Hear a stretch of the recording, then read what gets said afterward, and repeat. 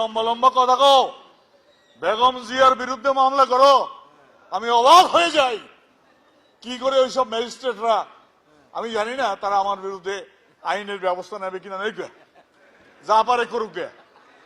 সারা জীবন jail কাটছি, আবার যদি প্রয়োজন হয় যাবো, জেলে যাবো, মরে যাবো, ঠিক আছে। আর যদি বেঁচে থাকি মজুর যাবে জুইন করাই লইস। বেশি দিন তো আর বাঁচবো না, আপনাদের আর বেশি দিন জ্বালাবো না।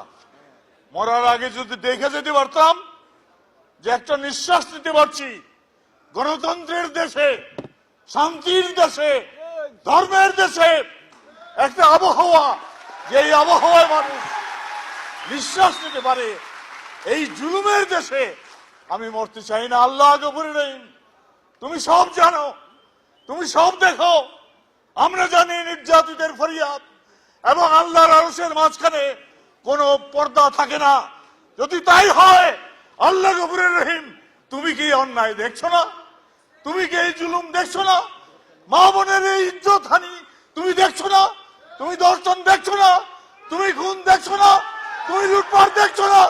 তুমি মানুষের এই অত্যাচার তুমি দেখতে পাচ্ছ না? আল্লাহ, আমি তোমারই কাছে আজকে ফরিয়াদ করতে চাই, বাংলাদেশের মানুষকে একটা স্বাধীনতা দেওয়ার জন্য সেই ক্লাস হাফ প্যান্ট পরার অবস্থা থেকে মধুর, তোমার মনে আছে আমরা জেল খাটা শুরু করলাম, আন্দোলন করা শুরু করলাম।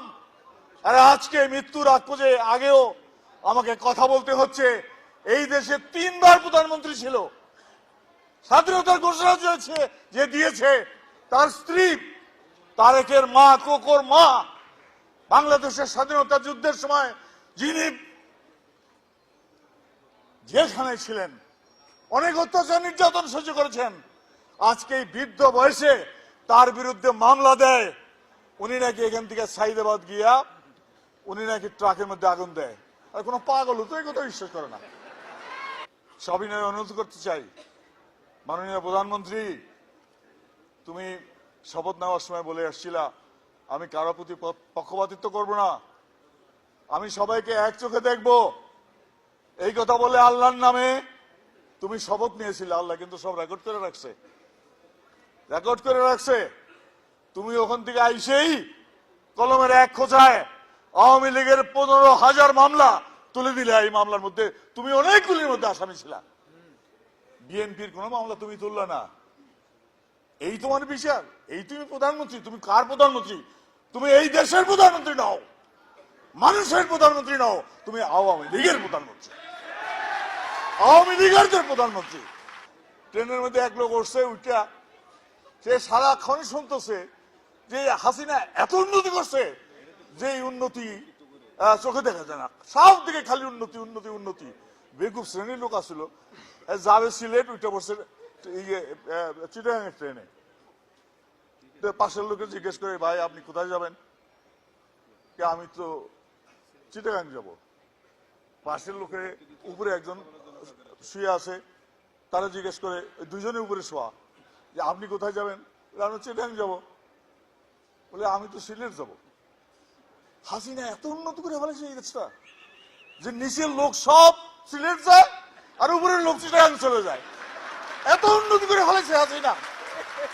এত এত উন্নতি যদি তুমি করে থাকো বাবা, মা গো মা, তুমি যদি এত উন্নতি করে থাকো, তুমি তো ভোট পাবা।